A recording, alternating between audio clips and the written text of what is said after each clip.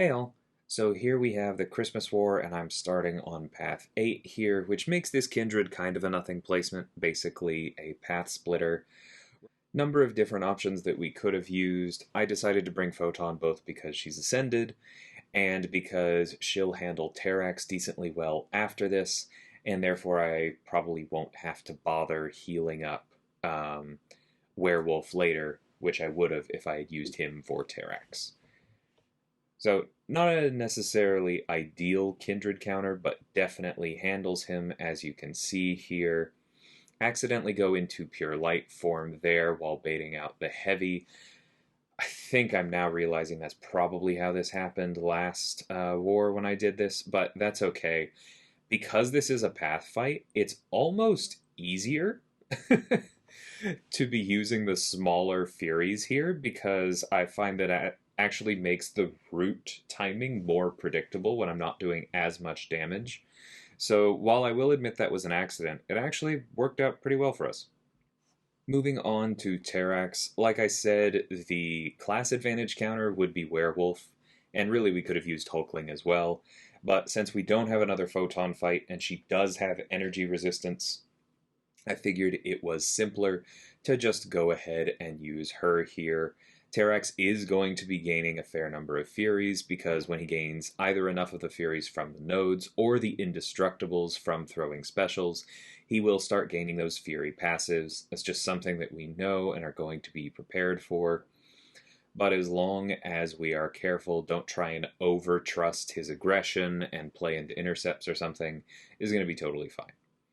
I will admit that this right here was kind of the one a little bit spooky part of the fight, because I was like, is he actually going to throw his special too? And am I going to mess up the evade? I'm normally pretty good at it, but that would have been a really bad time to mess up. So you do see the rock field damage coming through. It does start to add up. Note that while it does increase over time, it only scales with base attack, so these Furies don't really matter. They only matter if we get hit. And we're healing back up from the armor breaks. Terrax does have some native block penetration, so that plus the armor breaks does mean we feel the block damage, but it's fine. Like I said, this is the last Photon fight, and we close it out clean. Moving on to Section 2, we have a couple Hulkling fights, including the first tactic fight that I've actually taken. Not with a tactic attacker, unfortunately, but that Magneto there does have the crush tactic, and we'll discuss that a bit when we get there. I'm going to start with this Shuri on Make a Stand. This is basically just an annoyance fight. She has block pen because she's a 7-star. That's going to chip away. Her specials are hard to fully dex. All of that adds up. But the thing here is that we can just win this with basics if we have to. Like, pretty much the worst way this fight goes is that you throw the special 2, you get the double Furies, and then you just hit her with combos while the protection is down. We see right here, I think, what was I doing here? Was I actually trying to go for a knockdown? No, I think I was just making sure she didn't heavy there. Yeah, that was fine. We go for the intercept there. We're doing okay damage. We don't have a ton of pierce because the pace of the fight didn't really lend itself to us, so her armor did mitigate a fair amount of that. Now she, of course, plays around a little bit, and so we lose some more of that protection. I probably just should have been more aggressive and pushed her to special 2 there. Here we're going to go ahead and use the striker to get a heavy. That is the best thing that Hulkling can do here, and here I make a big mistake because I forgot about her sig. Now, the thing is that it is fine to use unblockable specials on Shuri as long as she is just not already blocking. So if I had gone for a single pierce and then gone for a 5-hit combo, then the last unblockable basic would have broken her block, and then the special would have been fine, and with powerbacks, this fight would already be over. That was a pretty rookie mistake on my part, but like I said, there's just not a lot of risk here. This is just a potion tax fight. Shuri is not that dangerous. Hulkling is very good. We're going to heal up after it.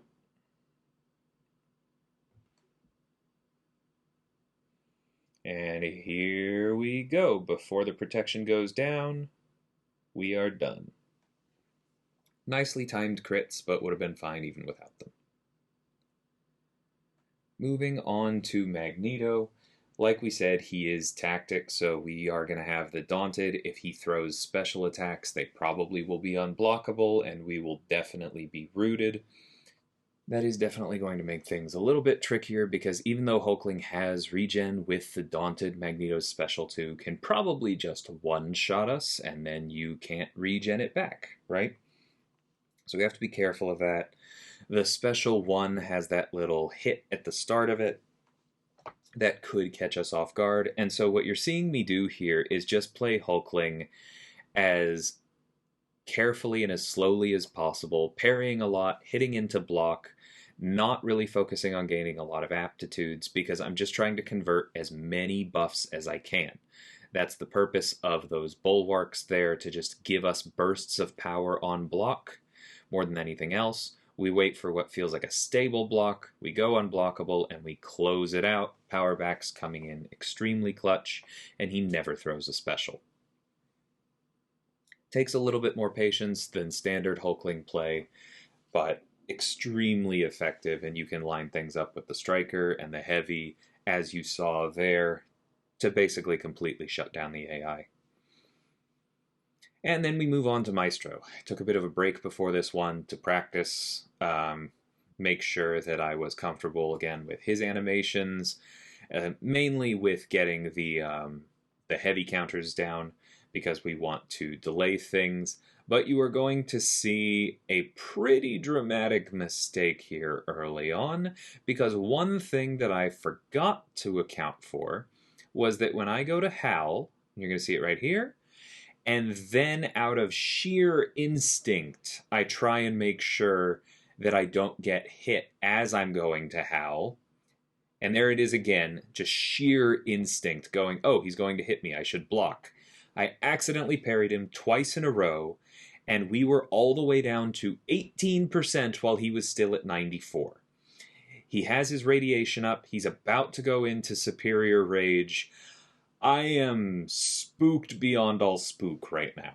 We are in Curse of Lycanthropy, so we are doing some extra damage. We got in that unblockable there.